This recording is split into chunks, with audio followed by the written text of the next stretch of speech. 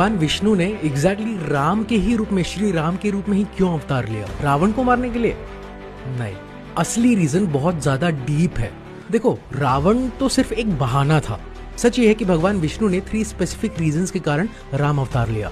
पहला, धर्म की सबसे बड़ी परीक्षा देनी थी।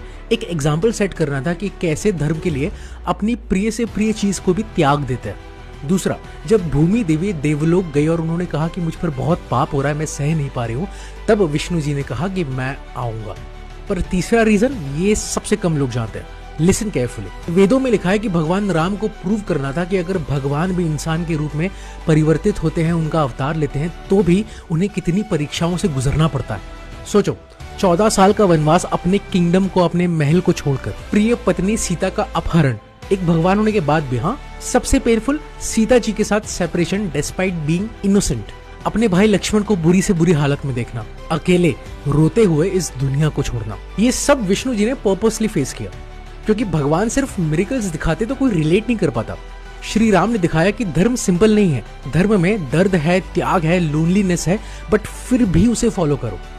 इसीलिए श्री राम को मर्यादा पुरुषोत्तम कहा गया, मतलब परफेक्ट ह्यूमन बीइंग। और सुनो एक अनटोल्ड फैक्ट, जब श्री राम ने रावण को मारा तो रावण स्माइल कर रहा था। क्यों? क्योंकि रावण पहले विष्णु जी का गेटकीपर जय था।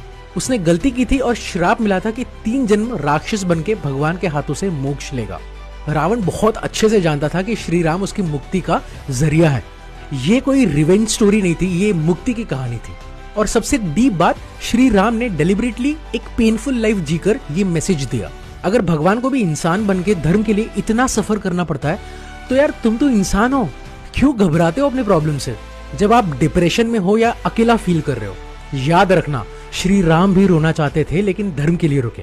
श्री राम भी माता सीता के बिना नहीं रहना चाहते थे लेकिन प्रजा के लिए सैक्रिफाइस किया। भगवान विष्णु ने राम बनकर ये सिखाया कि लाइफ टेस्ट नहीं ले रही है, बस तुम्हें शेप कर रही है। इसीलिए राम अवतार एक स्टोरी नहीं है, ये एक गाइड है, how to live with dignity despite pain. अगर इस कहानी ने तुमको टच किया है ना, तो ये लोगों के साथ शेयर करो ताकि उनको भी समझे कि उनकी कहानी एक डिफरेंट है। जब भगवान खुद पेन के साथ गुजर सकते हैं तो तुम इंसान हो, हार मत